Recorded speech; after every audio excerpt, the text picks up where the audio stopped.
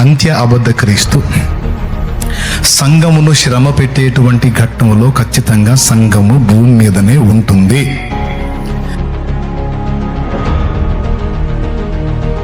ఈ పాయింట్కి టోటల్ సార్వత్రిక సంఘం అంతా నన్ను ఎదిరించినా నేను మాత్రం ఇదే బేస్ మీద నిలబడతా.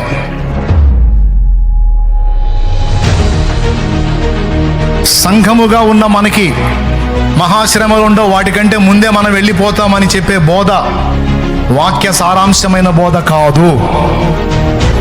ఖచ్చితంగా మనం శ్రమలని ఫేస్ చేయాలి. అంత్యాబద్ధ క్రీస్తు పాలన మనం ఎదుర్కోవాలి.